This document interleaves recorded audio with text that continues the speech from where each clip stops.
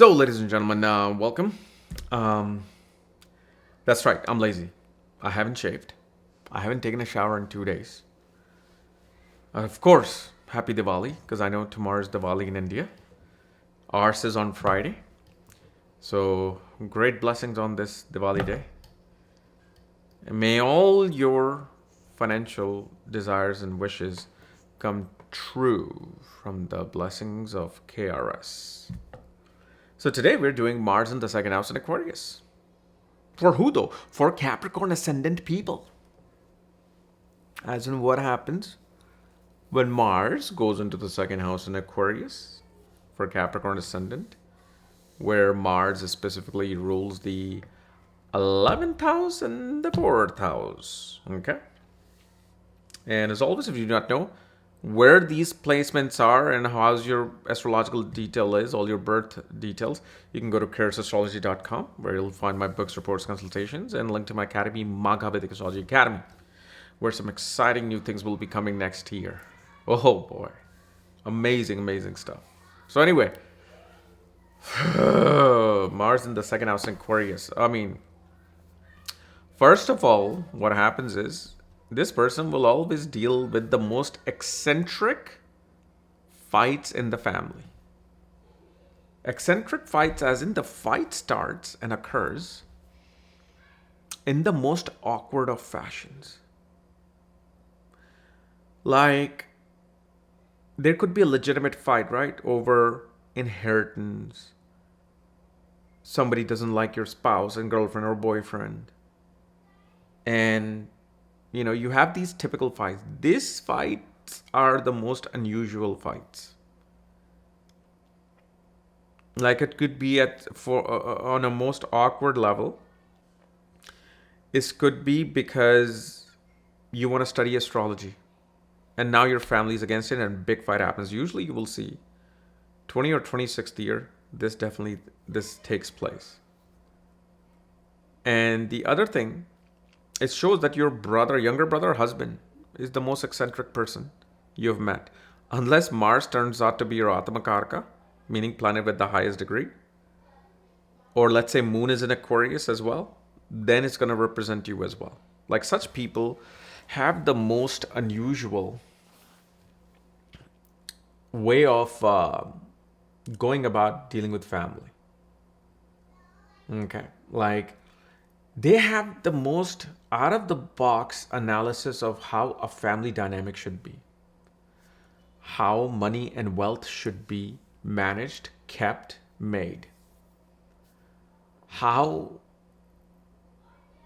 the food that you consume should be. Like, for example, if in your family everybody's a vegetarian, this person will start eating meat. They will usually say, meat is as good as a plant.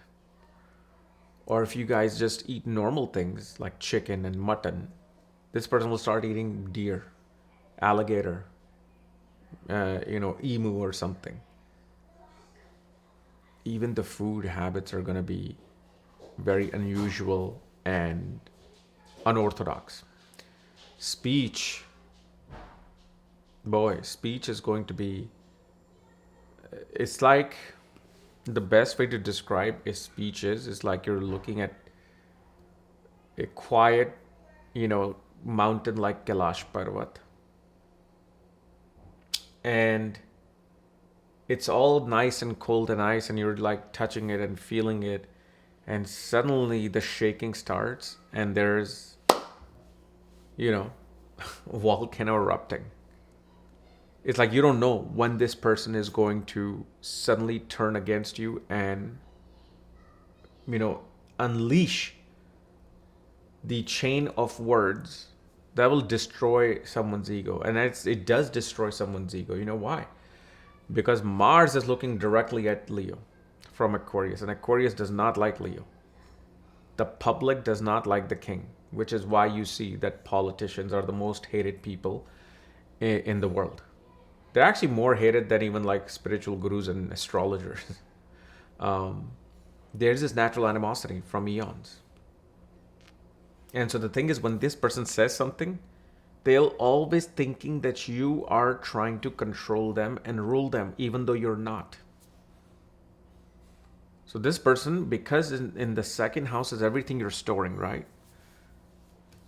When you say something to this person, the storage of that information comes in as authoritative. And they are like, I'm not going to bow to you. I'm not going to do this. How dare you ask me this? How dare you want me to do this? Why should I do this? Why don't you do this? For example, you're cooking. You tell your husband, hey, can you just take this and put this there and then do this? It's like, okay, why can't you do it? What happens is, again, the words become code words. Everything you say is a code, and it unlocks something. It unleashes something. And when you have this type of a chart, especially, let's say, like I said, you could be dealing with your younger brother, your husband, your words become so encryptic for them that it becomes a strong challenge.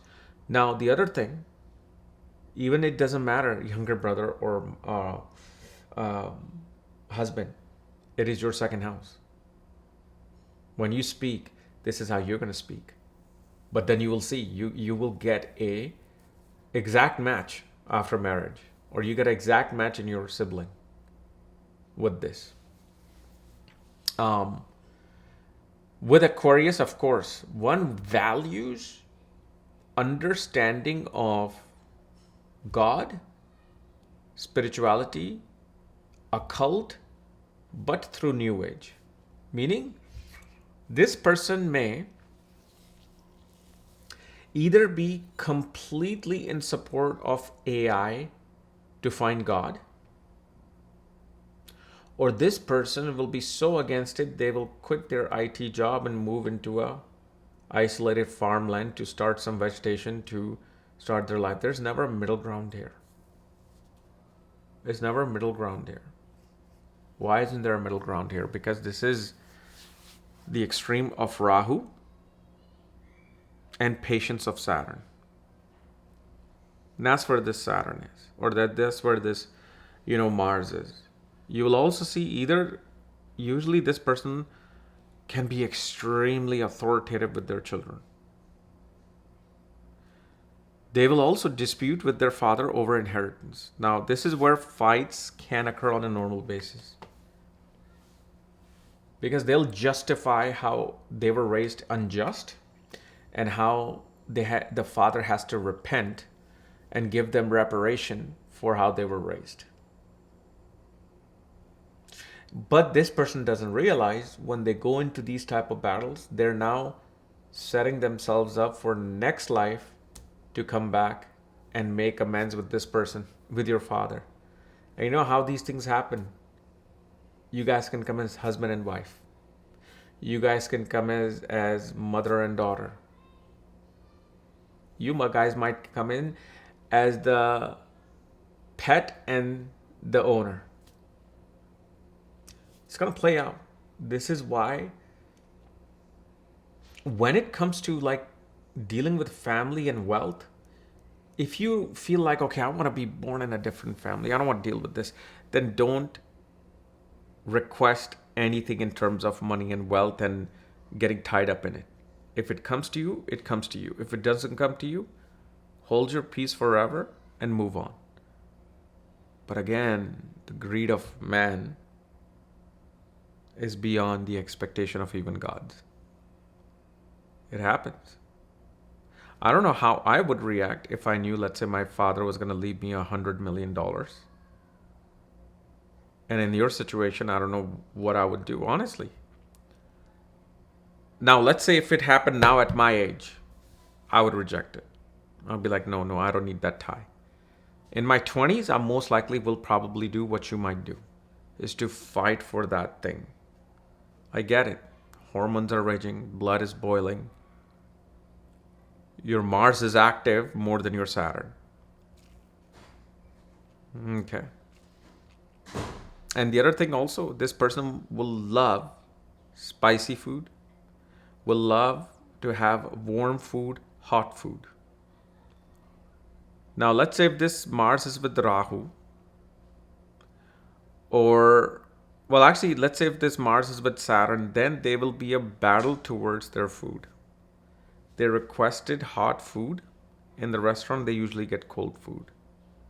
They were hoping to get warm food at home, but the food was made 2 hours before. Rotis were left, bread was left, and here, eat it. And that's when also the battle starts. The fight starts.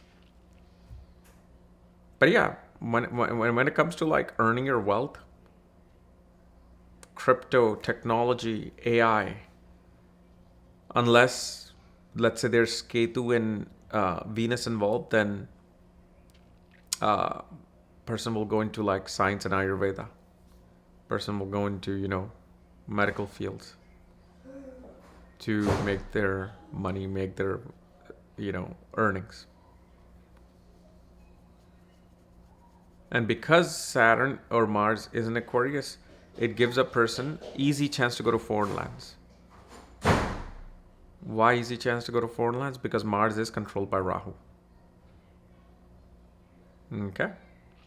So anyway, guys, this was my analysis of Mars in the second house in Aquarius for Capricorn Ascendant people.